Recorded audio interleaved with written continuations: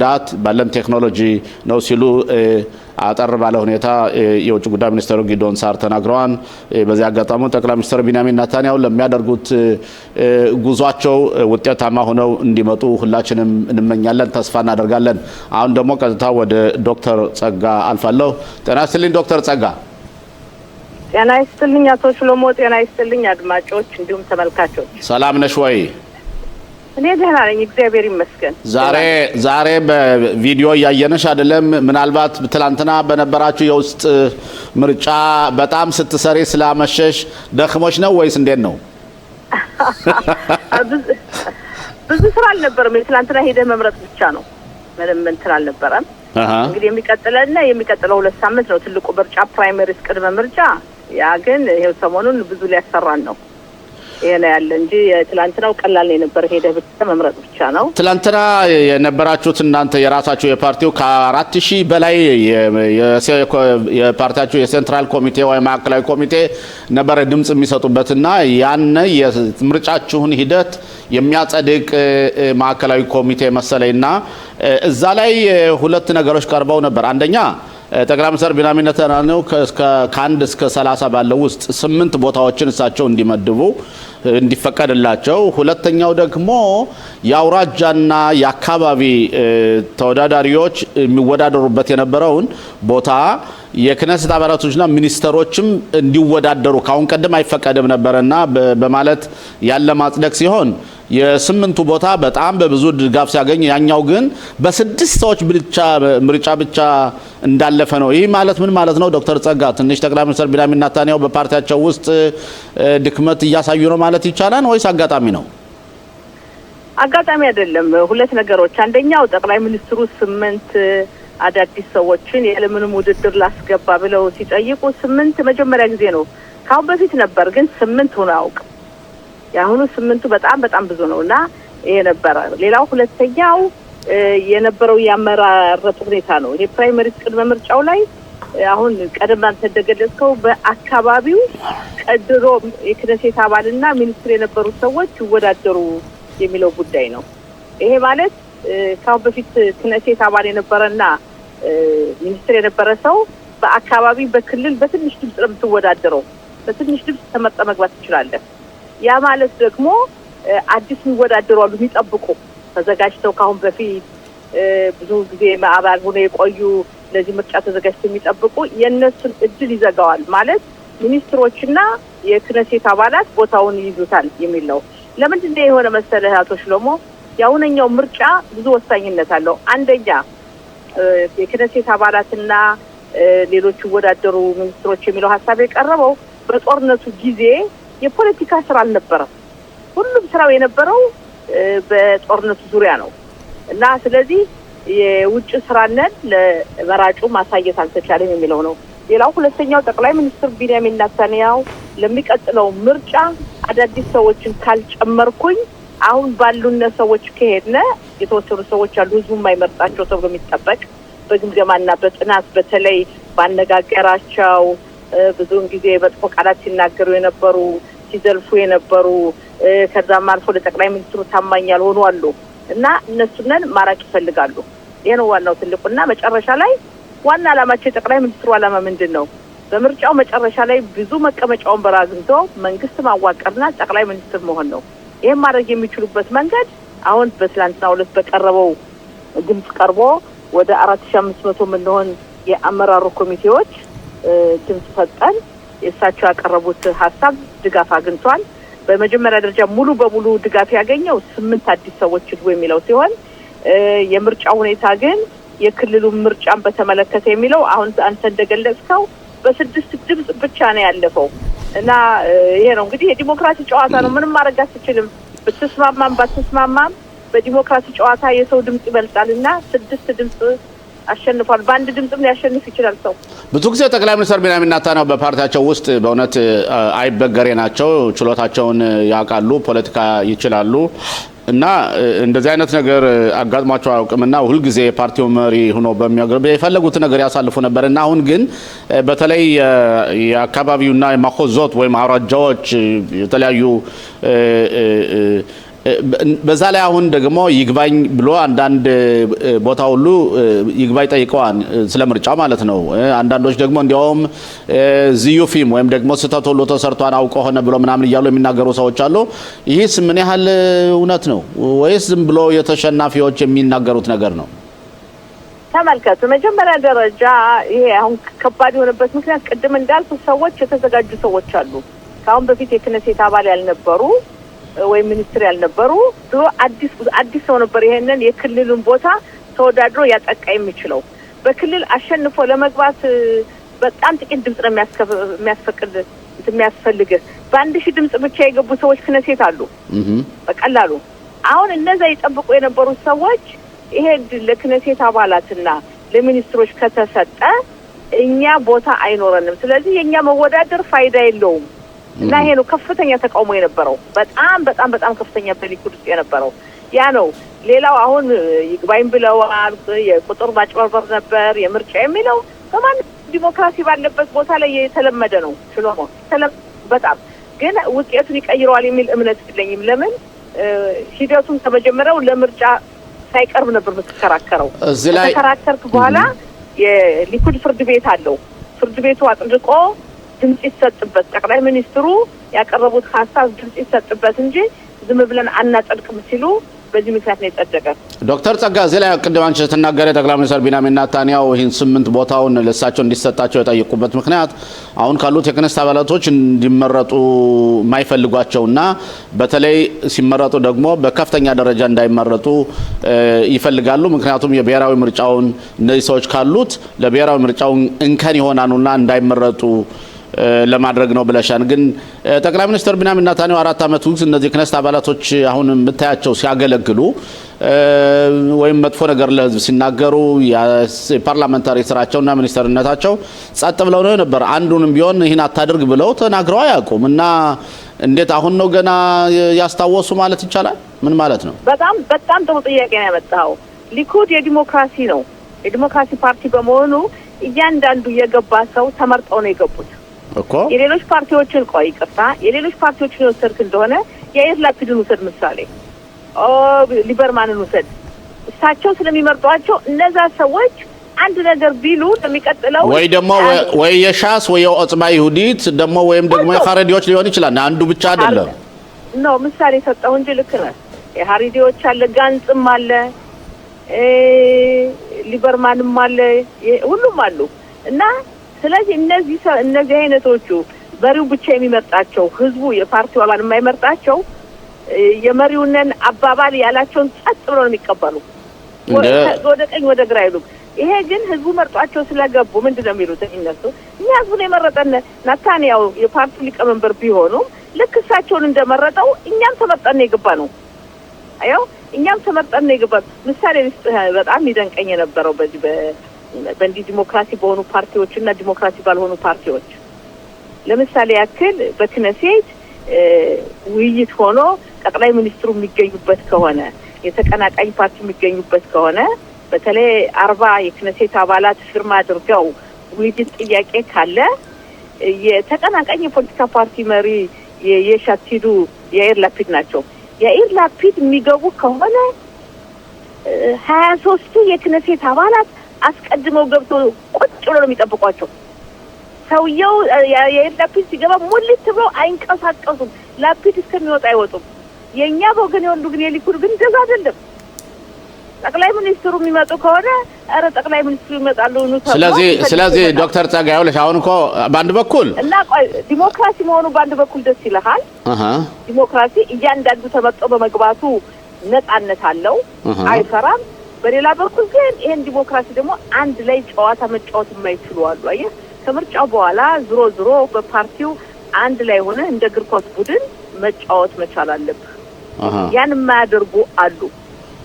ኦኬ እና ግን ያ ማለት እኮ ሰዎች የስመን መሆን የለባቸው ማለትም ለመሪው ሁሉ ጊዜ ተገዥ መሆን የለባቸውም ማለትም እያንዳንዱ የክነስት አባል ተልእኮውን ለማሟላት ሪዮት ዓለም ይዟል። ለምሳሌ ጠቅላይ ሚኒስትር ቢንያሚን ኔታንያሁ የሚያደርጉት ፖሊሲ ትክክል ካልሆነ የሚጎዳ ከሆነ ይጎዳም ብለው መናገሩ እኮ መጥፎ ነገር አይደለም።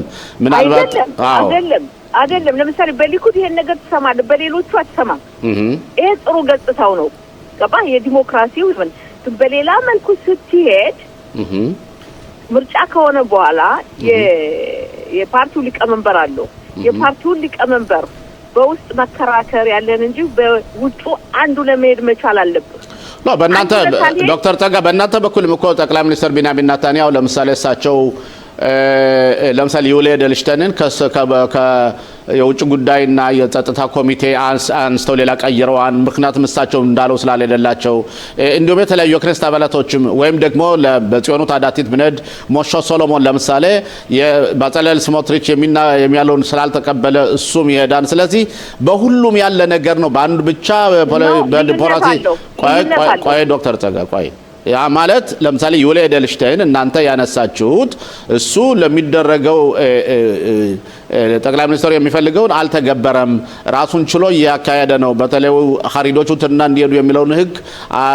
እሱ ህዝቡ የማይደግፈውን ማለት ነው ያልደግፍም በማለት በዚያ ተቀበልና ቢስሙትና መጡ ቢስሙት መጥቶ ደግሞ ተቀምጦ ሞከራ አለ እንጂ መጨረሻ ላይ ህጉም አልተደነገገምና ስለዚህ እዚህ ላይ ትንሽ አወዛጋቢ መስሎ አይታየሽም ነን አይነት ምክንያት ማቀረቡ ልዩነቱ አልገባህም ላስረዳህ ልዩነቱን እሺ በመጨረሻ ላይ ልክ እንደ እግር ኳስ ቡድን የእግር ኳሱ የቡድኑ መሪ ያለ ካፒቴን የምንለው 11 ተጫዋች አለ አንዱ ካፒቴን ነው ስለዚህ አንቺ የእግር ኳስ ተጫዋች ስለነበርሽ ከዚያ እየወሰድሽ ነው ወደ ኋላ ማለት ነው እንደምሳሌ አዎ ይቀላል ስፖርት ሞዳሉ እና በምትጫወትበት ጊዜ አንድ ላይ ሆነ መጫወት መቻል አለበት ያ ካልሆነ ማሸነፍ አትችልም ያ ነው ሌላው ጠቅላይ ሚኒስትር በመጥቶንበት ሰዓት የፓርቲው ሊቀመንበር ኃላፊነት አለበት ሚኒስትር አድርገው የምትሾም አንተ ነህ ጠቅላይ ሚኒስትሩ የኮሚቴ ሊቀመንበር የሚሾምህም ጠቅላይ ሚኒስትሩ ናቸው እሳቸው ሊያወርዱ ይችላሉ ያው ይሄ ያለው የጨዋታው ሂደት ነውና በሊኩድ በኩል ያለው አሁን ተመከተ የሚቀጥለው ምርጫ በጣም ወሳኝነት አለው ለወደፊቱ ግን አልተጠራጠርም ለእስራኤል ታሪክ ስለዚህ ወደ አንቺ እንምጣና ወደ ዶክተር ጸጋ ወደ አንቺ አሁን እንግዲህ ያው ትላንትና በጸደቀው ህግ መሰረት አንቺ ትወዳደር ያለሽ አይደል እኔ የምወዳደረው ሙሉ በሙሉ ነው የምወዳደረው በክልል መወዳደር አልችልም የኔ ክልል ኢየሩሳሌም ነው ኢየሩሳሌም ጠንካራ በሊኩድ ብዙ አመት እዛው ተወልደው ያደጉ ብዙ አመት የኖሩ አሉ ቤት ሸሜሽ ኢየሩሳሌም ማሊያዱም ይሄ አንድ ክልል ነው እና ጠንካራ ስላሉ መወዳደር አልችልም በአዲስ ገቢዎች መወዳደር ይችል ነበር ግን ሩቅ ስለሆነ አልወዳደርም ማለትም ሩቅ ማለት 43ኛ ቦታ ማለት ነው 43ኛ ቦታ ነው እሱ አልፈለኩም እንደማንኛውም ከሚኒስትሮች ጋር ነው መወዳደሩ አቶ ሽሎሞ ስለዚህ አንቺ የምትወዳደረው ከሚኒስትሮች ጋር ቢሆንም ግን አንቺ ደግሞ የሆነ አድቫንቴጅ አለሽ ማለትም የሴቶች የተወሰነ ቦታ አለ ሴቶች ለምሳሌ ለሴቶች የተሰጠ ቦታ አለና ምናልባት ወደ ኋላም እንኳን ድምጽ አነስተኛ ብታገኝ ሴቶች ካንቺ በፊት ያሉት ከለሉ አንቺ ቀደም ብለህ ወደፊት ልትሄጂ ትችያለሽ አይደለም እንዴ አድቫንቴጅ የለውም የሴት አንዲት ሴት አለች አዲስ ሴት የሚመደባለ ካሁን በፊት ሴት ላልነበረች ሌላው ግን አድቫንቴጅ የለህም የኔ ውድድር ከሚኒስትሮች ጋር ነው ሚሪ ሬጌቭ ጊላ ጋምሌል ኢቲስ ሲልማን ማይጎላ እነዚህ ጋር ነው ገባ እና ቀላል አይደለም በእኛ በኩል አንቺ ከሁነሱ ካልሻቸው ሁሉ አንቺ ተሻልሽ ነሽ ብዬ ነው የማስበው ለምን አታሸንፊያቸው በቁጥር እስማማሃለሁ ነገር ግን የኛ ህብረተሰብ በፖለቲካው ጨዋታ ብዙም አባል አልሆነም በሊኩድ አባል ሆኖ ስትል ምን ያህል ኢትዮጵያውያኖች አባላት አሉ በሊኩድ ውስጥ ወደ 3400 ካለ ለምን ብዙ ተወዳዳሪዎች አሉ አሁን እየተወዳደሩ ነው ያሉ ስማቸውን ያያየነው በሊኩድ እንደዛ ያለው ያ ከሁሉ ከሚለው ሁሉን አንቺ ለምን ካንድ ላይ እናንነጋገርና እናንተ አትረብሹ ግዴላችሁም እኔ ለኔ ቻንስ ስጡኝ እናንተ እርዱኝ ለምን አትያቸው ምክንያቱም እነዚህ 3400 ቃላቶች ቦታ ዞይዶ እኔ ፕራይመሪ ስለተወዳደሩ ስለማውቀው ነውና 3400 ሁሉ ያን ሰው ደጋፊ ከሆነ አንቺ ለምሳሌ የክርስቲያን አባል ስለሆነሽም የባጀትም መንግስት ስለሚመድብልሽ እስከ ካንድ እስከ 20 ላለው ለመመረጥ እድላለሽ ብያምናለውና ለምን እኛ ኢትዮጵያውያን ከኛ አብራክ የወጡት አንቺን ክርስቲያን አባል ስለሆንሽ ለምን ላንቺን ለመጣል ጥረት ያደርጋሉ ለምን አንቺ አታሳምኛቸውና እነሱ ከመወዳደር ወጥተው ላንቺ ቦታው ለምን አይሰጡሽም ለምን ይረብሹሻል በጣም ጥሩ ጥያቄ። አንደኛ መውጣትም አስፈልጋቸው መወዳደር ይችላሉ። ለምንድን ነው መወዳደር የሚችሉት? እኔ በመወዳደርበት ቦታ አይደለም የሚወዳደሩት። እነሱ ከሚኒስትሮች ጋር ከአጠቃላዮች ጋር መወዳደር አይችሉም ነው። ግን ቢወዳደሩም ግን እነሱ ከዛ ለ34ኛው ቦታ ፈረንሳዮች አሉ፣ አሜሪካዎች፣ አዲስ መጤዎች አሉ፣ ራሻውያኖች አሉ፣ ከነሱ ከበለጠ አሉ። ስለዚህ እንዴት ብሎ ነው ባለፈው ለምሳሌ ዳን ኢሉዝ የሚባለው ነው የወሰደው ከ31 ነው 32ኛ ቦታ የነበረውን አሁን ገሞ 34 ሚል 43ኛ ሚሊዮን ሌሎች የማይወስዱ መሆኑን ምን እርግጠኛ አለ። ስለዚህ መጨረሻ ላይ የኔ ፍርሃቴ በሊኩድ ውስጥ የኢትዮጵያዊ ተወካይ ላይኖር ነው እና እንዴት ነው የሚሆነው? ተመልከት፣ ሁለት ነገሮች አሉ አንተ እንዳልከው። አንደኛ ገቢ የሚወዳደሩ የኛ ሰዎች ያሉ አይመስለኝም። ቢኖርም አንድ ሊሆን ይችላል። ለምን መጀመሪያው ይኸውልህ ሰሞኑን በሙሉ የን 6 ወር 4 ወር እንወዳደራለን የሚሉ በሊኩድ ወደ 6-7 ሰዎች ነው የሰማሁት በይፋ የቀረቡ የሚናገሩ። ግን ማን እንደሚቀርብ የመጨረሻውን አላየሁም። ለምሳሌ በአዲስ ገቢ የሚወዳደር ሰው ከ87 ዓመተ ምህረት ወዲህ የመጣ እንጂ ከዛ በፊት የመጣ አይችልም። ያለ ለምሳሌ ባለፈው ጊዜ የመወዳደሪያ ባጀት ደግሞ ያላላቸው መሰለኝ መክፈል አለባቸው ለፓርቲው። ምን ያህል ነው ክፍያው? ራሳቸው ነው የሚከፍሉ። ምን ያህል ነው የሚከፈለው? ለመመዝገቢያ 10 ሺህ ትከፍላለህ። ስንት? 10 ሺህ መመዝገቢያ? አዎ ገባኝ። ኦኬ እዛ መንቀሳቀስ እንግዲህ እኔም ተስፋ ማድረገው እነሱ ተረድቷቸው ከፈለጉ እያንዳንዱ ቦታውን ያውቃል መወዳደር የሚችልበት። ቢበዛ ምድህ ብዙ ሰው ወዳደራል ብዬ አልገምትም። በአጠቃላይ ምንድነው መወዳደር የሚችል የለም ማለት በአጠቃላዩ በውድድሩ ምናልባት በሴቶች አንድ ሰው በሴቶች ምድር የለህም። ጠንካራ ሰዎች አሉ በስንት ዓመት የሰሩ የሚጠብቁ ይሄንን። ኦኬ ዶክተር ጸጋ ሌላው እሺ እንግዲህ የእናንተን የፓርቲ ጉዳይ እንተውና ወደ ጠቅላይ ሚኒስትር ቢንያሚን ኔታንያሁ ወደ ዋሽንግተን ማቅናት እንምጣና እሳቸው እንዳልኩት ከመግቢያው ለሁለት ምክንያቶች ነው የሄዱት። አንዱ ከትራምፕ ጋር ተገናኝተው ስለ ኢራን ጉዳይ መወያየት፣ ሁለቱም አለመግባባት እንዳላቸው ሁሉ ይታወቃል። የጠቅላይ ሚኒስትር ኔታንያሁ አቋምና የትራምፕ አቋም የተለያዩ ናቸው። ትራምፕ ያው ቀይ ሳዩ ቀይ ጥቁር ሳዩ ጥቁር የሚሆኑ ሰውዬ ናቸውና በጣም አስቸጋሪ ናቸው። ለኛ ግን ኢፌክት አለው። ይሄ አንዱ። ሁለተኛ ሊንዲ ከሚባለው የሴናተር የመቃብር ስነ ስርዓት ሊሳተፉ ሄደዋልና በትራምፕና በኔታንያሁ መካከል ምን አይነት ውይይት ተደርጎ ጠቅላይ ሚኒስትሩ ውጤታማ ሆነው ይመለሳሉ ብለሽ ታስቢያለሽ? በመጀመሪያ ደረጃ ሶሽሎሞ ትራምፕ አንዴ ቀይ አንዴ ጥቁር ቀያየራሉ እንበል እንጂ ለእስራኤል ትራምፕን የሚያክል ፕሬዚዳንት በአሜሪካ እስከዛሬ አልነበረም የሚደግፍ። ትራምፕ ለእስራኤል በጣም የሚደግፉ ናቸው። በጠቅላይ ሚኒስትር ቢንያሚን ኔታንያሁና በትራምፕ መካከል ያለው መቀራረብ በጣም ከፍተኛ ነው። ምስክር የሚሆነው ተመልከት፣ ትራምፕ ከተመረጡ አጭር ጊዜ ነው። በዚህ አጭር ጊዜ ውስጥ በአንድ ዓመት ከ4 ወር ውስጥ 8 ጊዜ የአንድ ሀገር መሪ ትራምፕን ያለም ንጉስ መገናኘት በጣም የሚደነቅ ነው። ጠቅላይ ሚኒስትር ኔታንያሁ ብቻ እንጂ ሌሎቹ ይሄን እድል አላገኙም የሌላ ሀገር። ሌላው መዘንጋት የሌለብን ኢራንን በተመለከተ አሜሪካ የራሷ ጥቅም አላት። ምንም እስራኤልን ብትወድ የእስራኤል ደጋፊ ብትሆን እስራኤል ሰላም መኖርን ብትፈልግ እስራኤል በመካከለኛው ምስራቅ ጠንካራ እንድትሆን ቢፈልጉም የራሳቸው ጥቅም አላቸው። የራሳቸው የሀገራቸው የአሜሪካ ብሔራዊ ጥቅም አላቸው። እና አንዳንዴ ከኛ ብሔራዊ ጥቅም ጋር ይጋጫል። እኛ በቀጥታ ኢራን ጋር ቅርብ ስለሆነ በጦርነቱ ብዙ ነገር መዋጋት የሚያስፈልገን ነው። ኢራን አሜሪካን በቀጥታ ተኩሳ መጉዳት የምትችል አይደለችም። የተፈጥሮ አቀማመጡም አለ፣ የአሜሪካ ኃይል አለና አንዳንድ ጊዜ ግን የዜና አካባቢ ቀጠናው ያሉትን ወታደሮቻችን እየተኮሱ እየጎዱባቸው ነው፣ ወታደርም እየሞተባቸው ነው። ግን ያ ተመልከተ የአሜሪካ ወታደሮች ወደ እዚህ አካባቢ አሁን መጣው በፋርስ ባህረ ሰላጤ ዙሪያ የአሜሪካው መከላከያ ኃይል የሰፈረውና ቀደምም ቢሆን ተመልከተ አሜሪካ ከሀገሯ ውጪ ወደ 700 የሚሆኑ የጦር ሰፈሮች አሏት በመላው ዓለም እና በመካከለኛው ምስራቅ በዚህ አካባቢ ያለው ለእስራኤል ብላ አይደለም አሜሪካ ለራሷ ብሔራዊ ጥቅም ስትል ነው።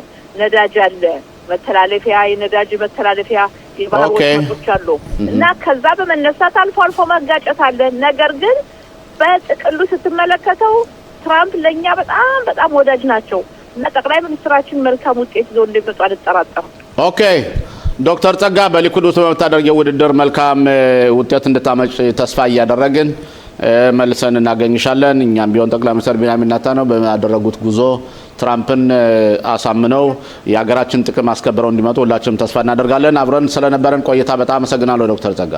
ጤና ይስጥልኝ። አመሰግናለሁ። ጤና ይስጥልን። አመሰግናለሁ። ጤና ይስጥልን ኮሎኔል። ጤና ይስጥልን ሽሎሞ፣ እንደምን ዋላችሁ? ሰላም ነህ ወይ? ሰላም ነን፣ ክብሩ ይስፋ። ሁሌም ፈቃደኛ በመሆንና የምታደርግልን ወታደራዊ ትንተና በጣም የሚያረካ ስለሆነ ዛሬም በእርግጠኝነት ጥሩ ትንተና ትሰጠናለህ ብዬ አስባለሁ። እስቲ ቀጥታ ዛሬ የምጀምርልህ ወደ አዛ ነው። አዛ ጠቅላይ ሚኒስትር ቤንያሚን ኔታንያሁ ወደ አሜሪካ በሚያቀኑበት ጊዜ በካቢኔያቸው የወሰኑት ውሳኔ ነበረና የዓለም አቀፍ ግብረ ኃይሉ ወይም ደግሞ ዓለም አቀፍ ኮንሲሉ በትራምፕ ፕሮፖዛል መሰረት ስራቸውን እንዲጀምሩ በካቢኔ አጽድቀው ሂደዋልና ያ ማለት ሐማስ የጦር መሳሪያ እንደያዘ ጦር መሳሪያውን ሳይፈታ ዓለም አቀፉ ማህበረሰብ ስራ ሊጀምር ነው ማለት ነው። እንደገና አዛ እንድትጠገል ሊደረግ ነው። እንደገና ተመልሳ እንድትቋቋም ሊደረግ ነው። በእርግጥ እስካሁን ድረስ የኛ ወታደሮች ሽብርተኞችን አዛ ውስጥም እየገቡ አጋጣሚና መረጃ ሲኖራቸው እየቀጠቀጧቸው ነው። ግን ይህ ውሳኔ ወታደራዊ ዘመቻው እንዲቋረጥና ስራውን እንዳይፈጽም ያደርገዋል። ሐማስ የጦርነት ሳይፋይታ እንዴት ነው? ምንድነው ነገሩ? ሲጀመር እንደምታየው ሐማስ በአሁኑ ሰዓትም ራሱን እያደራጀና የቀበራቸውን ሚሳኤሎች እያወጣ እስከ ቴልአቪቭ የሚደርሱ ሚሳኤሎች መከላከያ ኃይል በአዛ መከላከያ ኃይል እያገኘ ነው።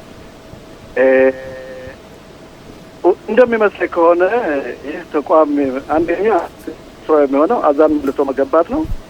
ሁለተኛ እኔ እስከማውቀው ድረስ ሐማስ ከባባድ መሳሪያዎችን ሳይሆን ቀላል መሳሪያዎችን በእጁ ይይዝና በተለይ ሐማስ ስጋት በእስራኤል የሚደገፉ አንዳንድ በአዛ ውስጥ የሚኖሩ ጎሳዎች ስላሉ እነሱ እንዳይጎዱትና ራሱን ለመጠበቅ ሲል ያቀረበው መሰበብ እንጂ በመሰረቱ አዛ የሚገኘው ሐማስ ትጥቁን መፍታት አለበት፣ ግዛቱን መተው አለበት።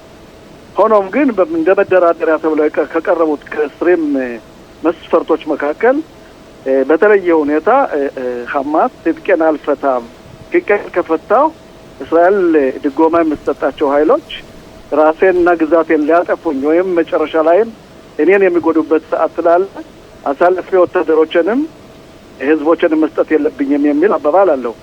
ሌላው እንደምታውቀው ሐማስ በእስራኤል በኩል የሚገባው ቁሳቁስ ፍተሻ ሳይደረግለት ይግባ የሚለው ተቀባይነት የሌለው በዚህ ተቋምም ሙሉ በሙሉ ተቀባይነት የሌለው ነው። ግን እንደገና ለመደራደር የሞከረውና ትራምፕ 20 መስፈርቶች ላይ አስቀምጠውን አልቀበልም ብሎ እየተንገደገደ ይገኛል። እንደሚመስለኝ ግን ከሞላ ጎደል በአሁኑ ሰዓት እንደምታየው በአዛ በኩል ምን አይነት ስጋት የለም። መከላከያ የሚሰራቸው ስራዎች በአሁኑ ሰዓት በተለይ የቀበራቸውን መሳሪያዎች ማውደምና ማጥፋት ነው እንደ መደራደሪያ ብሎ ያቅረበው እንጂ ዞሮ ሐማስ ትጥቁን ፈትቶ ምናልባት ግን ትራምፕም ጠቀስ ያደረጉት አንዳንድ መሳሪያዎችን ራሱን ለመጠበቅ ሲባል ይፈቀድለት ይሆናል። ይህም በድርድር ስላለ ቀድሞ መወሰንና እንዴት ነው መደምደም ስለማይቻል ይህ ሁኔታ ብዙ ሂደት ያለው የሚገባው መሳሪያ መፈተሽ አለበት።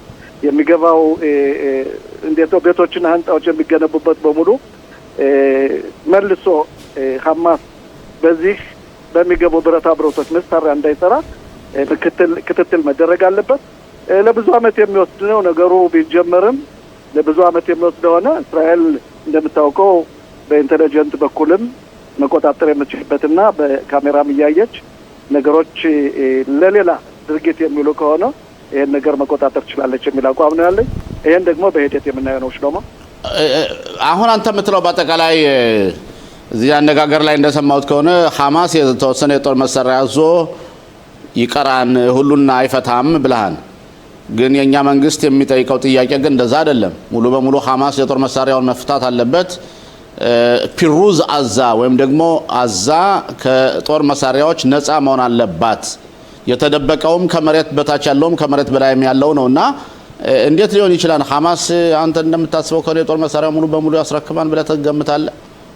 በግድ ካልሆነ በፈቃደኝነት እንግዲህ እንደምታየው ሐማስ እንደገና ያቀረበው ስምምነት ከ20 ነጥቦች መስፈርቶች በተለየ ሁኔታ ራሱን ለመጠበቅ ሲል ያቀረበው ሁኔታ አለ። ይሄን እንዳልኩ ነው አስቀድሞ ትንቢት ማድረግ አይቻልም። ይህ ተቋም ስራውን ከሰራና በተለይ ሚሳይሎች ተዘጋጊ ሚሳይሎች ርቀት ያላቸው ቴልአቪቭን ከዛም በላይ የሚደርሱ ሚሳይሎችን ከተቀበለና በተለይ የሐማስ ስጋት በሐማስ በኩል የቀረበው ስጋት እስራኤል የምታደራጃቸው አንዳንድ ጎሳዎች አሉ። እነሱ ምናልባት ወታደሮችን ይገሉብኛል፣ ራስን መቆጣጠር አለብኝ የሚል ሰበብ አቅርቧል። ያ ደግሞ በድርድር ላይ እስከሆነ ድረስ አስቀድሞ መሰንበት አይቻልም። የእስራኤል አቋም ግን ግልጽ ነው። ሐማስ ትጥቁን መፍታት አለበት። ሐማስ ግዛቱን መተው አለበት። መልሶ የሚገቡ ቁሳቁሶች በሙሉ ተመርምረው ተፈትሸው እንዲገቡ ይሄን ካቢኔው ወስኗል። እንደሚመስለኝ ሐማስ ያቀረበው በአሁኑ ሰዓት የአሜሪካን ድክመት አይቶ የሐማስን በተለይ በኢራን የሚሆነውን በማየት እንደምታየው ትራምፕ በድርድር የሚያምኑ ስለሆኑ ለሳቸው ተቋም ለሳቸው ከፍተኛ ባለስልጣናት ያቀረቡት እንጂ ይሄን ድርጊት እስራኤል ትቀበለዋለች የሚል አቋም የለኝም። ይሄን ደግሞ እንግዲህ በሂደት የምናየው ነው ማለት ነው። ኦኬ እስቲ እንግዲህ በእርግጥ ቆይተን የምናየው ነው። በእርግጥ ለጊዜው ሐማስ አዛው ነው ምንም አይነት ፍርሃትና ስጋት እንደማያመጣ እየተረዳን ነው። ከዛ ወደ ይሁዳ እና ሰማሪያ ልውሰድህ ኮሎኔል መኮንን። እዛ ይሁዲዎችስ ምን እያደረጉ ነው? አረቦችስ ምን እያደረጉ ነው? መከላከያስ ምን እየሰራ ነው? ስራ አልበኝነትና በቃ ኬኦስ ሆኗል ማለት ይቻላል ወይስ በቁጥጥር ላይ ነው ያለው? እንዴት ታየዋለህ? በይሁዳና ሰማሪያ ያለውን ችግርስ? ይኸውልህ እንደምታውቀው እንዴት ነው የኦስሎ ስምምነት ከዛሬ 25 ዓመት የተፈጸመው ብዙ መስፈርቶችን ያካተተ ነበር። አንደኛ በዛ በኩል የሚኖሩ palestinaዮች ፍቃድ ተሰጥቷቸው ወደ ሀገር ገብተው ስራ ሰርተው ልጆቻቸውን ቤተሰቦቻቸውን የሕክምና አገልግሎትና ራሳቸውን ተጠቅመው እንዲኖሩ የሚል ነበር። ሌላው በዛ በኩል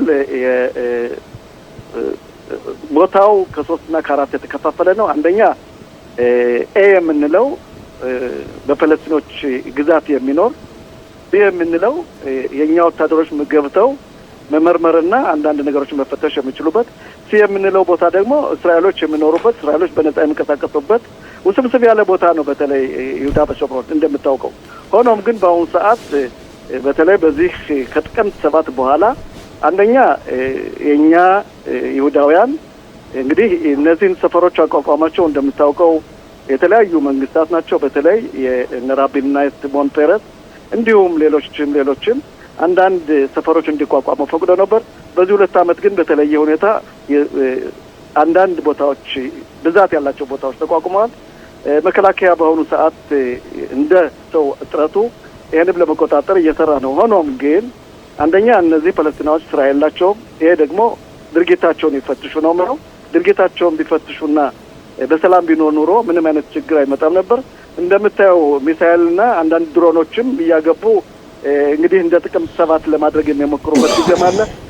ሆኖም ግን ይህ ሁኔታ እኔ ይሁዳውያኖችን አልፈርጅም። ለምን ይሁዳዎች በነጻ መኖር ይገባቸዋል። እነሱ ምንም እንኳ አንዳንድ ተባራሪ እየገቡ አንዳንድ ቁሳቁሶችና ወይም ቤታቸውን ቢያቃጥሉ ይሄ ደግሞ በእኛ ህብረተሰብ ተቀባይነት የሌለው መሆን አለበት።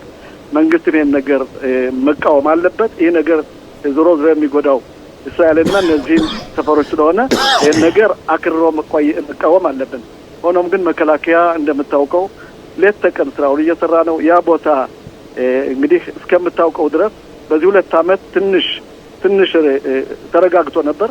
አሁን ግን ምናልባት ከኢራን እየተቀበሉ መልእክት ይሁዳውያንን ለመጉዳት የሚያደርጉት ሂደት ተቀባይነት ስለሌለው በተለይ ምስራቁ እዝ ትልቅ ስራ እየሰራ ነው። ሻባክም ትልቅ ስራ እየሰራ ነው። እንግዲህ ይህ ቦታ ምንጊዜም ደጋግሜ እንዳልኩት ከጆርዳን በላይ ያለው እስከ ኢየሩሳሌም ድረስ ለእስራኤል ምንጊዜም ፈታኝ ቦታ ነው። ይህን ደግሞ ለመቋቋም የሰው ኃይልም ያስፈልጋል። እንደገና ደግሞ የመንግስትም ትልቅ ስራ መሰራት አለበት የሚል አቋም ነው ያለኝ። ኦኬ ከዛ ደግሞ ወደ ሊባኖስ ልውሰድና ኮሎኔል መኮንን በትላንትናው ዕለት ለመጀመሪያ ጊዜ ስምምነት ከተደረገ በኋላ ሂዝቦላ ተምዘግዛጊ ሮኬቶችን ሳይሆን ይሄ ትንንሽ ድሮኖችን አውሮፕላን አብራሪ ያልሆኑትን ፈንጅ ተሸካሚና ልከዋል ወደኛ ወታደሮች ማለት ነው። ያ ማለት ሂዝቦላ ልክ ኢራኖች ከአሜሪካ ጋር እንደሚያደርጉትን ያን ፉክክር እንደገና እየመለሰው ነው። እዚህ ላይ ተጠያቂውስ ማን ነው? እስራኤልስ ምን ማድረግ አለባት? ኮሎኔል መኮንን እስካሁን በመከላከያ በኩልም በመንግስት በኩልም ስምምነቱን ለመጣስ አልተሞከረም። በእርግጥ ሂዝቦላ እንግዲህ እንደምታውቀው የተለያዩ ብሔሮችና የተለያዩ ጓዶች ያለው ይህን ስምምነት የማይቀበል መሆኑን ታውቃለህ። ተባራሪ አንዳንድ የምንላቸው ይህን ድርጊት ሊፈጥሩ ይችላሉ። ሆኖም ግን የሊባኖስ መንግስት በዚህ ስምምነት መሰረት 3ቱን ሰፈሮች ተቀብሎ ስራውን እየሰራ ነው ከመከላከያ ጋር። አንዳንድ የሂዝቦላ አባላት በብንጅብል ትንሽ ከተማ ነች፣ ትልቅ ከተማ ነች እንደምታውቀው። በዛ በኩል የነበሩ መመለስ ሲሞክሩ መከላከያ እየተቆጣጠረለት ነው። የሊባኖስ መንግስት እንዲያው በአሁኑ ሰዓት ይሄን 3ቱን እንደ ፈተና ጥሩ ስራ ከሰራ ሌላ ተጨማሪ ሰፈሮች ይሰጠኝ ብሎ ለመንግስት አቅርቧል። በሚቀጥለው ሳምንት እንደሚመስለኝ ከሆነ ኢታሊ ላይ እንደገና ይህ ሁኔታ ውይይት ቀርቧል። ምናልባት እንደሚመስለኝ በኩል እስካሁን ድረስ ሂዝቦላ አቅም አጥቶ እንጂ ይህን ስምምነት ለማፍረስ የማያደርገው የለም። ሆኖም ግን እንደሚመስለኝ ከሆነ የሊባኖስ መንግስትና የሊባኖስ በተለይ የውጭ ጉዳይም ሆነ የሊባኖስ ፕሬዚዳንት ይህን ነገር ለማስተካከል ትልቅ ስራ እየሰሩ ነው። እንደሚመስለኝ ከሆነ ሂዝቦላ ትጥቁን ይፈታል የሚል አቋም ነው ያለኝ። እንደምታየው አሜሪካን ፈልገውት የነበሩ እንዴት አድርጎ ሂዝቦላ የጦር መሳሪያውን ይፈታም ብለን ገምታለን። በተለይ አሜሪካና ኢራን እየተፎካከሩ የሂዝቦላ የኢራን የስራ አስፈጻሚ ግብረ ኃይል ነው። ስለዚህ እንዴት ነው የጦር መሳሪያውን ሊፈታ ይችላል ብለን እኛ ማሰብ የምንችለው? በግድ ነው ወይስ እንዴት ነው? እንደሚመስለኝ ከሆነ በአሁኑ ሰዓት የሊባኖስ መንግስትና የኢራን መንግስት ትልቅ ቅራኔ እንዳላቸው ግልጽ ነው። የሊባኖስ መንግስት እንዲያውም እኛ ሂዝቦላ በሊባኖስ የሚኖረው ሂዝቦላ በኢራን ህለናዊ የሚመራ በኢራን መሳሪያ የሚመራ አገራችን ቁልቁል አግብቷት የኖረ የኢራን ተላላኪ ወታደራዊ አካል ነው፣ የኛ የሊባኖስ አካል አይደለም የሚል ፈርጀውታል። በተለይ በመንግስት በኩል ያ እስከሆነ ድረስ በአሁኑ ሰዓት የሊባኖስ መከላከያ ይህን ድርጊት ለመፈጸም ሙሉ አቅሙን ተጠቅሟል። በእስራኤልና በአሜሪካ ጓዶችን እየተገዘ ይህን ነገር እንደሚያደርገው እንግዲህ እንዳጀማመሩ ስናየው ይህን ነገር የሚወጡት ነው ስለይተኛል። ይህን ደግሞ ከቅርብ ያገኘሁት መረጃ ነው። ሆኖም ግን ሊባኖስ እንደ ሀገር እንድትቀጥል ከፈለገ የሊባኖስ መንግስት ሂዝቦላን ማውደምና ከራሱ ማውጣት አለበት። በተለይ ወታደራዊ አካሉ ከጠነከረና በአሜሪካ እርዳታ አንዳንድ ሚሳይሎችን፣ ፈንጆችን፣ ማፈንጃዎችን ከተሰጠው እና የሊባኖስ መንግስት መሪውን ለውጦ ማርሹን ለውጦ ስራውን ከሰራ ሊባኖስን በአሁኑ ሰዓት ሂዝቦላ የደከመ የተንቆጣቆጠ አካል ነው። የቀሩትን ሚሳይሎችን በቀላሉ ማግኘትና በእርዳታ በአሜሪካ እርዳታ ማውደም ይቻላል።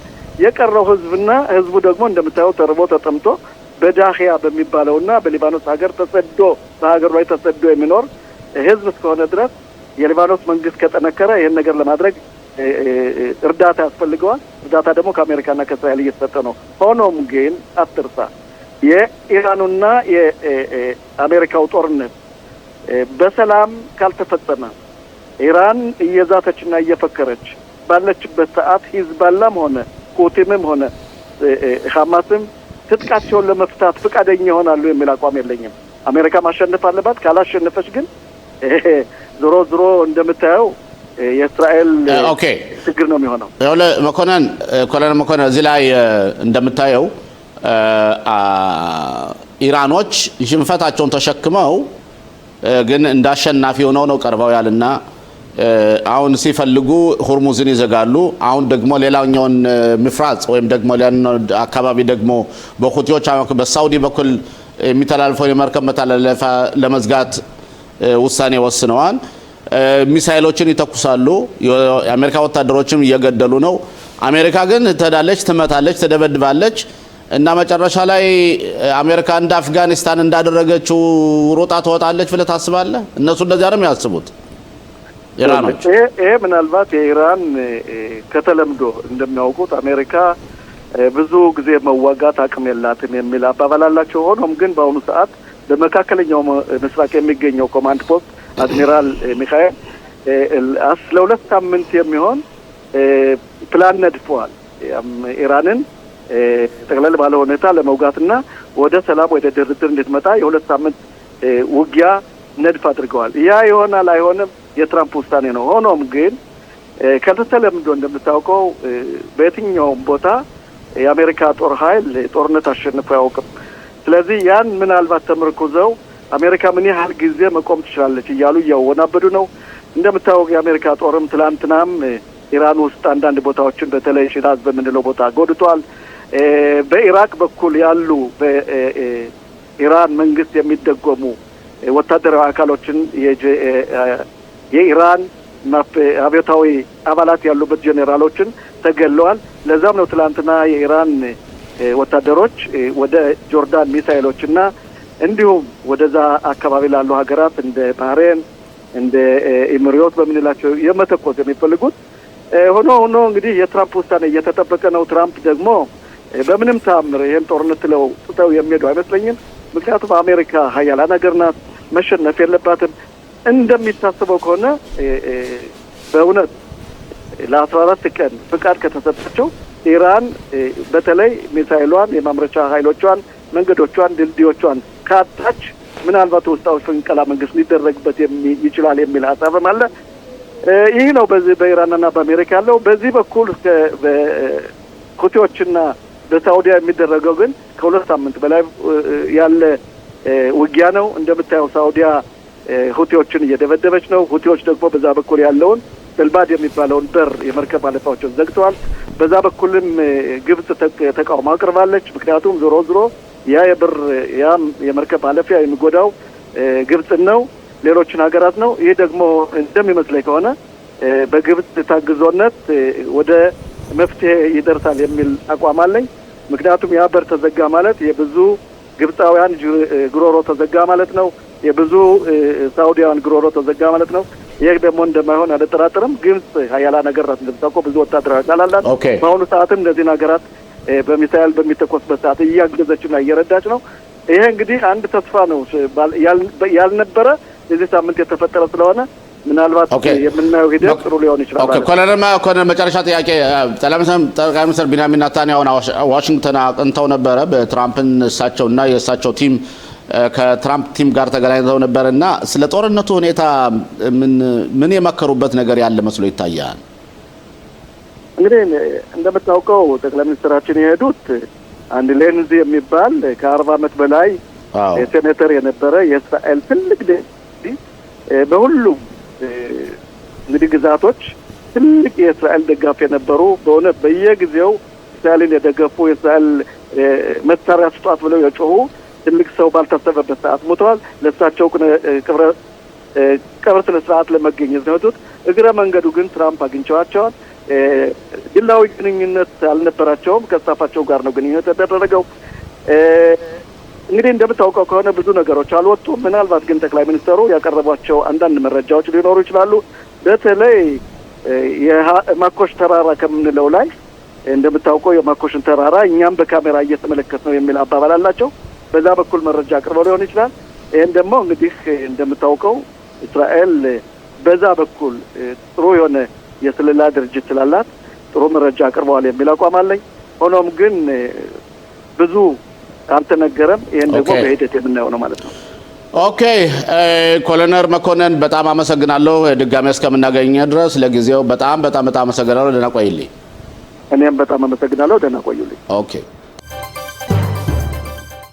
ተመልካቾቻችን ተመልሰናል። አሁን ደግሞ ቀጥታ ወደ አምባሳደር አለሌ አድማሱ ሄዳለሁ። ጤና ይስጥልን አምባሳደር አለሌ። ጤና ይስጥልኝ። የቀድሞው የክነሴት አባል የነበረው ሽሎሞ ሞላ እንደምን አለልኝ። እንዲሁም ከሱ ላሉት ጓደኞች እንዲሁም ደግሞ ለተከበረው አንጋፋው ጋዜጠኛ ፋሲል ለገሰ አመሰግናለሁ። ባልሳሳት አለሌ አንተም የዶክተርነት ማዕረግ ያለህ መሰለኝ። ዶክተር ነህ፣ አምባሳደር ነህ፣ የክነስት አባልም ነበርክ። ትክክል ነኝ አይደል? አዎ ትክክል ነው። ኦኬ እሺ። በዛሬው ዕለት አቶ አለሌ የምናደርገው ትኩረት በዚህ በፕሮግራማችን አንዳንድ የክነሴት ተወዳዳሪዎችን ያው የምርጫ ሰዓት ስለሆነ የተለያዩ ፓርቲ ተወካዮችን እንጋብዛለን። በዛሬው ዕለት አንተ እንግዳችን በያኸድ የሚባለው ፓርቲ በናፍታሊ ቤኔት የሚመራውና የላፒድ አጋር ሲሆኑ ላፒድ ለጠቅላይ ሚኒስትርነት ነው የሚወዳደሩ፣ ቤኔት ለጠቅላይ ሚኒስትርነት ነው የሚወዳደሩ፣ ጠቅላይ ሚኒስትርም ነበሩ። ባለፈው ሳምንትም ቀደም ሲል የሪሾን ለጽዮን ላይ በጣም ትልቅ ስብሰባ ተደርጎ ነበር። በአጋጣሚ እኔም ከስብሰባው ተገኝቼ ነበርና ብዙ ንግግርም አድርገዋል። እስኪ የእሳቸውን መርሆ ምንድን ነው አላማቸው? እስቲ በአጠር ባለ ሁኔታ ከገለጽክልን በኋላ ከዛ ኮንክሬት የሆኑ ጥያቄዎችን እንጠይቃለሁና የፓርቲው አላማ ምንድን ነው? መልካም አመሰግናለሁ አቶ ሰለሞን። በቅድሚያ ያው እንድትፈቅድልኝ የሚፈልገው በስብሰባው የተገኙትን ሰዎች በዚሁ አጋጣሚ ማመስገን እፈልጋለሁ። ብዙ ወገኖች፣ ብዙ ወንድሞች ለውጥ የሚፈልጉ ያለው ሁኔታ የሀገሪቱ ያሳሰባቸው ብዙ ወገኖች በተለያዩ ከተማዎች በእስራኤል ሀገር እናንተም እንደምታሳዩት በዚህ በቴሌቪዥኑ ጣቢያ ተስፋ አለኝ መዓት ህዝብ ብዙ መቶ ህዝብ ነው የነበረው እና እነሱን ማመስገን እፈልጋለሁ። ቤተሰብ ስራቸውን ትተው ለዚህ ቁም ነገር በሀገራችን ጉዳይ ያገባናል፣ በህብረተሰባችን ላይ እንጠይቃለን፣ መወያየት አለብን፣ መጠየቅ አለብን ብሎ ለመጡ ሰው ሙሉ ከፍ ያለ ምስጋና ማቅረብ እወዳለሁ። እንግዲህ ወደ ጥያቄ ሚሄድ እንዳልከው ምንድን ነው አጀንዳው ያልከው የናፍታሊ ቤኔት አጀንዳ ያው ሁላችንም እንደምናውቀው ከአሁን በፊት ጠቅላይ ሚኒስትር የነበሩ እንደገናም ደግሞ በመኮንንነት ሳይረት ማትካል የሚባለው የዛ ኃላፊ ሆነው ሳይረት ማትካል የሚባለው አንደኛ በሀገሪቱ ተዋጊ ከሚባሉት አንደኛ ቁጥር ተዋጊ ወታደር ክፍል ነው። የዛ ኮማንዶ ልዩ ኮማንዶ መሰለኝ ባለሳሳት ትክክል። ኢታማጆር ሹሙ ራሳቸው የሚያዙት ኮማንዶ ነው። ትክክል። እና ይሄ ልዩ ኮማንዶ የዛ የኮማንዶ ኃላፊ በመሆን ለሀገሪቱ ትልቅ አስተዋጽኦ ያደረጉ ናፍታሊ ቤኔት ናቸው። እና ይሄንን እንደውም ከዚህ በእውነት አንዳንዴ መናገር አስፈላጊ ነው።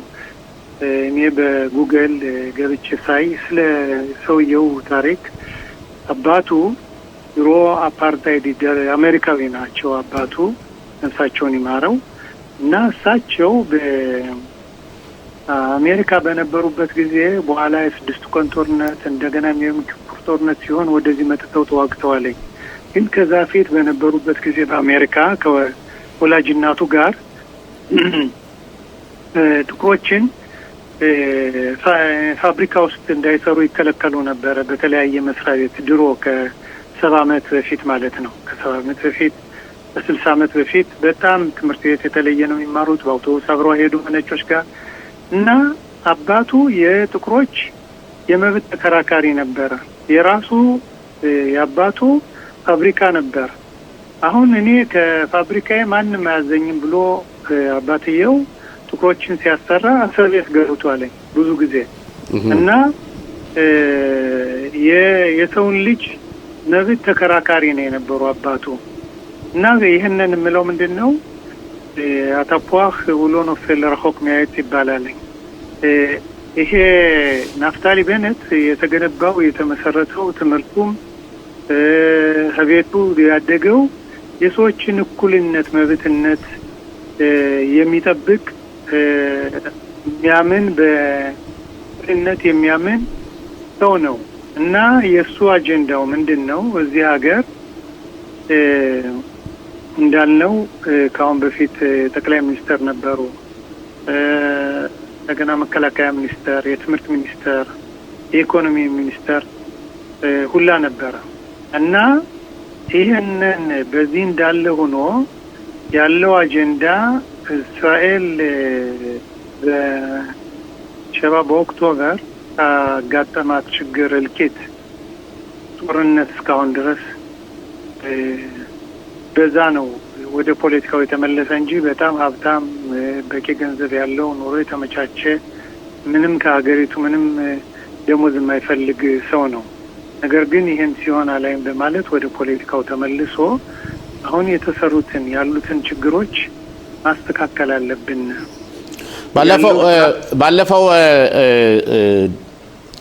አምባሳደር አለሊ ባለፈው በነት ጠቅላይ ሚኒስተር ሆነው ነበር ጠቅላይ ሚኒስትር የሆኑትም 6 የክነስት አባላቶችን ብቻ በማየት የግራ ማዕከልና የግራ ክንፎችን እዛው ጠቅላይ ሚኒስትሩ ነው ለአንድ አመት ያህል አንድ አመት ተኩል አገልግለው ነበርና እዛ ላይ 4 አመት ሳይገዙ የፖለቲካ ኪሳራ አጋጥሟቸው ያው ስራውን ጥተውት ሄደው ነበርና አሁን ጠቅላይ ሚኒስትር ሆነው እንደገና ቢመረጡ የፖለቲካ ይዞታቸውን ነው ፍጆታቸውን ውጤታማ አድርገው እስከ መጨረሻው ይገዛሉ ብለ ታስባለህ? አዎ በጣም ጥሩ ጥያቄ ነው አቶ ሽሎሞ እንግዲህ አሁን እንዳልከው 6 መቀመጫ ይዘው ነው በዛ ቦታ ሊደርሱበት የቻሉትኝ አሁን ያላቸው አንደኛ ከያይር ለፒድ ጋር ጥምር አድርገዋል ሁለተኛ ያላቸው ትንሽ አሁን ያው የሁለቱ መገናኘት ምክንያት ትንሽ በአለው መቀመጫ በሴኬሩ ትንሽ ወርዷል ቢሆንም ግን ይሄ የሚስተካከል ነው ምክንያቱም አሁን በሁለቱ ያለው የመገናኘት ተለፒድ ጋር ያለው የመገናኘት ያነ ሊወርደው ይችላል ግን ምንድነው አሁን ለጠየቀው ጥያቄ ደህና እንትን ያለ ነው አሁን ያው እንግዲህ 3 ወር ትንሽ ወደ 3-4 ቀን ያነሰ ነው አሁን ስራው ተጀምሯል ጠንካራ ስራ እየተሰራ ነው የዚህ መቀመጫው ጉዳይም በጣም ከፍ እንደሚል ነው ግን አቶ አለለ እዚህ ላይ ብዙ ህዝብ የሚጠይቀው ጥያቄ ለአፕዲና እሱ ካንድ ላይ በሚሆንበት ጊዜ በሚደረገው ህዝባዊ ግምገማ ወደ 28 ቦታ 26 ቦታ ደርሰው ነበር አሁን ግን ያኔ ጋዲ አይዝንኮት እሳቸው 8-7 ነበሩና አሁን ግን ነገር አለሙ ተገላብጦ ጋዲ አይዝንኮት ሊኩድን ሁሉ ያለፉ ያሳየ ነው የሚደረገው ግምገማና እናንተ ፓርቲ ግን 14 እስከ 17 ባለው ውስጥ ነው አሁን ቦታ ያገኛለውና በዚህ ሁኔታ እንዴት ብሎ ነው ለውጥ ይሆናል ብለህ የምታስበው ምን አይነት ካምፔን ማድረግ አለባችሁ ለውጥ እንዲመጣ እንግዲህ በዚህ ጉዳይ ቤነትም ተጠይቋል ምንድነው ቤነት ያለው እኛ ሀገሪቱ የሚያስፈልገውን ለዚህ ለውጥ ለማምጣት አስፈላጊውን ምንም አይነት የሚገድ ነገር የለም አብረን ተባብረን ለውጥ ከሚፈልገው ኃይል ጋር በጋራውን እንሰራለን የሚል ነው በርግጥ በዚህ ባለው አሁን ባለንበት ወቅት ገሌ ነው ጠቅላይ ሚኒስተር ብሎ መገምገም በጣም አስቸጋሪ ነው እንደውም በዛሬው ሴከር አይተው እንደሆነ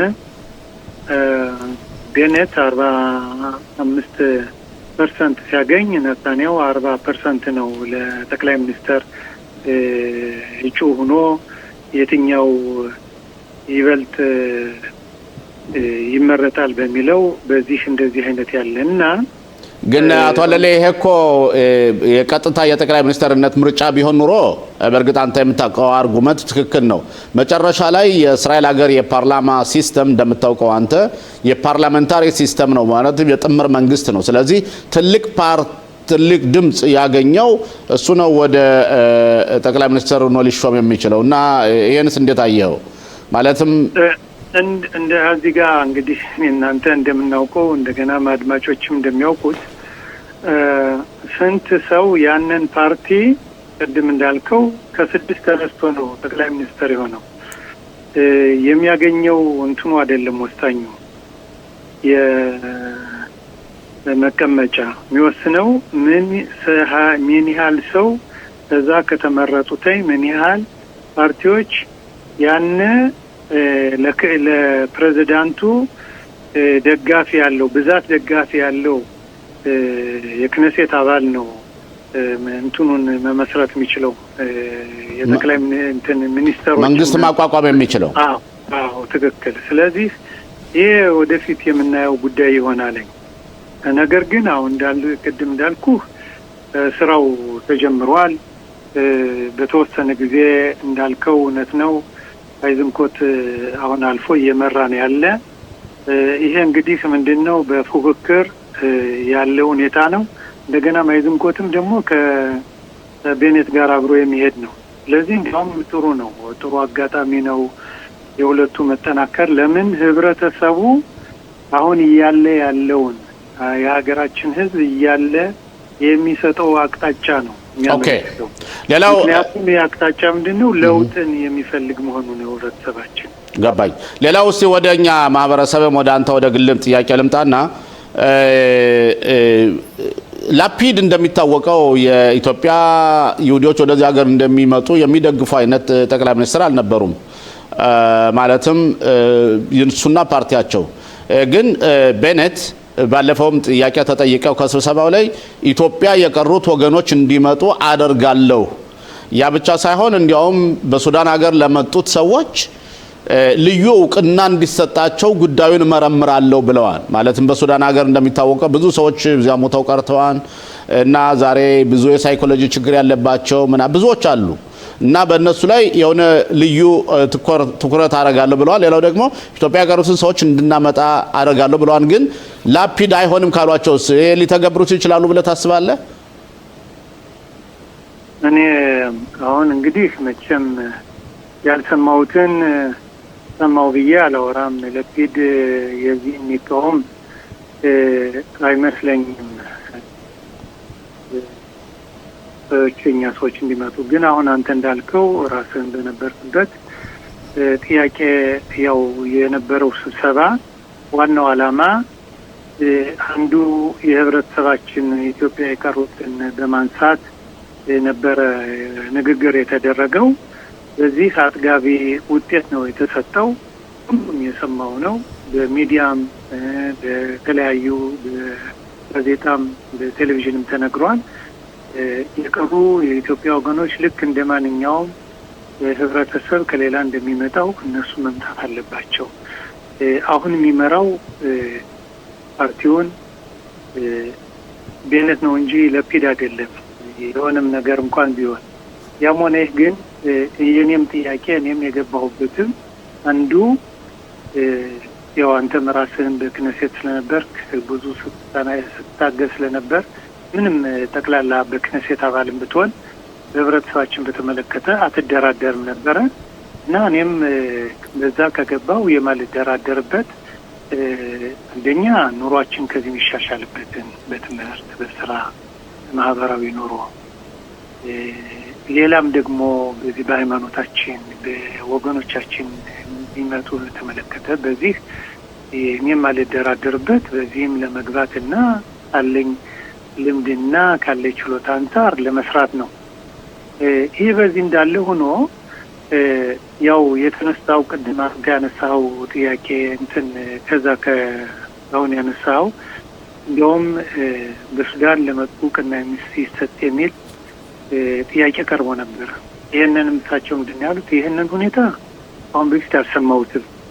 ስለዚህ ይህንን የጻፉልኝ ከዛ አሉ ሰራተኞች የነበሩ ጻፉልኝና ይሄን ለወደፊቱ ማጥናትና ማወቅ ፈልጋለሁኝ ምን እንደሆነ የሚል ነው። በዚህም ያው አንተ ምን የምናውቀው እኔ ከ8 ዓመት በፊት 6 ቁጥራት ዋትስአፕ ሱዳን ለመጡ ቅና ይሰጥ የሚል ግሩፕ አቋቁሜ በዛ አንደኛ መጽሐፉ ያው ተጽፎ ብዙ ታጋይ ወንድሞቻችን ብዙዎች በእውነት በእኛ በእጃችን ባፋችን ተነግሮ በእጃችን ተጽፎ መጽሐፉ እየተዘጋጀ ነው።